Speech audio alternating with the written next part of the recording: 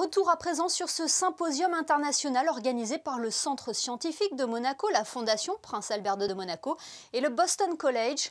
Son thème, la santé et le bien-être des populations en limitant la pollution des océans. Pour en parler, nous sommes avec le président du CSM. Bonsoir Patrick Rampal. Bonsoir. La question est large, tout comme le thème, mais quelles conclusions pouvez-vous tirer de ce symposium ? Eh bien, on peut tirer la conclusion que beaucoup de choses sont en danger, mais qu'il y a des solutions. Donc, sont en danger les océans, sont en danger les écosystèmes océaniques, sont en danger la santé humaine aussi, par conséquence. Mais la bonne nouvelle, c'est qu'on peut proposer des solutions pour améliorer la pollution des océans qui, à terme, améliorera singulièrement les écosystèmes océaniques et qui permettra d'éviter des pathologies et des gros problèmes sur la planète. Alors avant de revenir sur ces solutions, vous nous l'aviez confié sur notre antenne, la santé de l'homme est étroitement liée à celle des océans. On a un monde qui est étroitement connecté, on s'intéresse beaucoup à la pollution atmosphérique, mais on oublie que la pollution atmosphérique, elle migre et qu'avec la pluie, elle va se répartir dans les océans.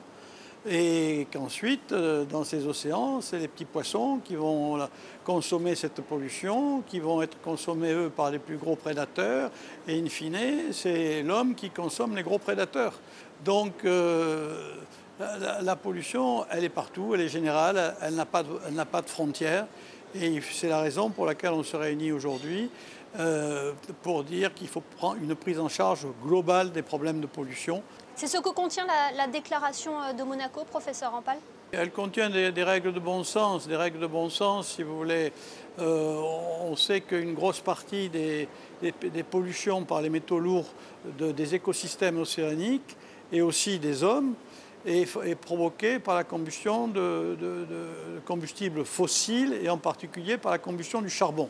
Et bien donc, première raison, c'est essayer de supprimer les combustibles fossiles pour passer sur des énergies plus propres. C'est aussi éviter un désastre écologiste que sont les perturbations, les pollutions par les plastiques. Ça a été extrêmement répandu dans la presse, dans les médias, de voir ces immenses surfaces d'îles de plastique qu'on retrouve au sein du Pacifique Nord, qui sont 2 fois comme la France et qui sont uniquement des déchets qui ont été projetés dans la mer. Et puis, ce qui est important, c'est d'essayer, et ça va être l'essentiel du message, c'est d'essayer d'avoir une politique globale, non plus pays par pays, mais vraiment largement régionale. Et un des bons espaces pour essayer de gérer cette politique, c'est bien sûr celui du bassin méditerranéen. Cela commence donc par une prise de conscience aussi bien politique que citoyenne.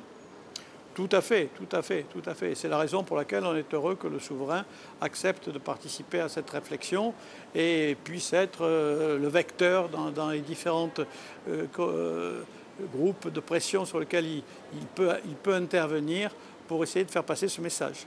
On l'a compris que la mission, c'était vraiment arrêter la pollution à la source, professeur Rampal. Absolument, absolument. Merci beaucoup d'avoir été avec nous ce soir. Eh bien, merci à vous. Bonne soirée.